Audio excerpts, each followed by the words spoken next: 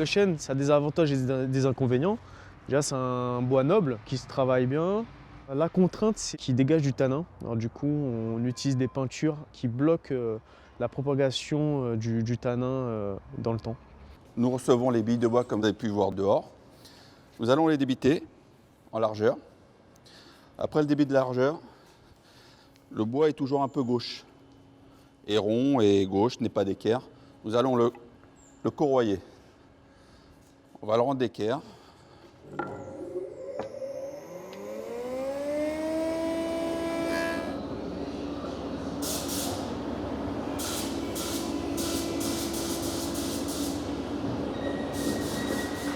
Une fois que ces deux surfaces sont propres et d'équerre, nous allons pouvoir les raboter et les mettre à la dimension voulue.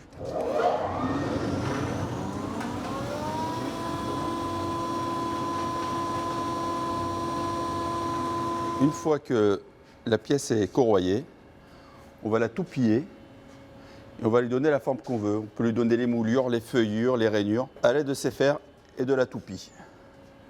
Il y a un classeur de production sur lequel on a le numéro de menuiserie, on a les différents détails en coupe horizontale et coupe verticale et repérage sur le château. C'est un outil qu'on transmet à l'architecte et c'est un outil de production. Et puis ça nous donne le type d'éléments de fermeture. Là on est sur des espagnolettes, sur des targettes. Là c'est un plan de fabrication pour les espagnolettes. Les espagnolettes ce sont les organes de fermeture. Là c'est toutes les moulations qu'on a sur la cour des offices. C'est une moulure choisie par l'architecte. Nous l'avons sur les fenêtres, les petits bois. Alors là ce sont le profilé de nos jets d'eau qui sont sur les ouvrants au niveau de la fenêtre. Ouais. Là, nous avons le bec de Corbin, la meuration qui est ici. Et là, nous avons une doucine. Tous les assemblages sont chevillés. C'est une technique traditionnelle. On maintient le cadre grâce à des chevilles.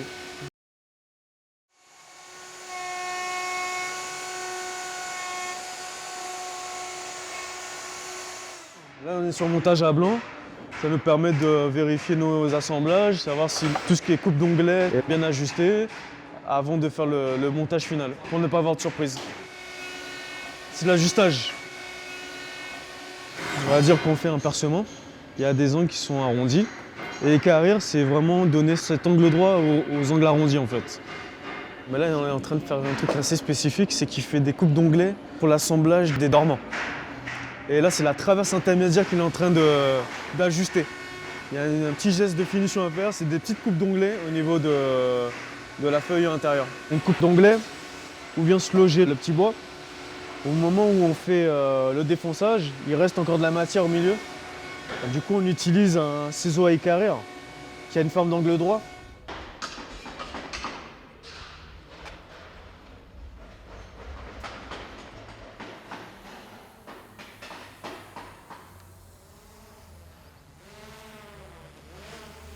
Tu vas tirer dessus ?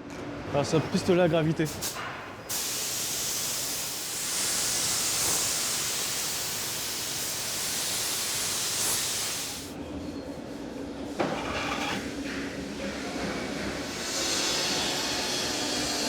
Là, on est en train de poser les joints d'étanchéité.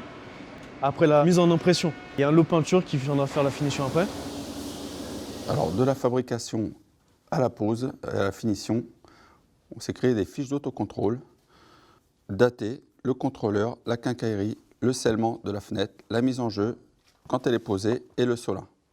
Alors, sur ce chantier a été choisi un verre soufflé qui va être contre-mastiqué. Là, nous avons le remplissage des feuillures. Une partie du solin à l'huile de lin va être posée en sous-face pour que le verre puisse épouser la feuillure. Une fois qu'il est contre-mastiqué, on va passer à l'étape solin à l'huile de lin.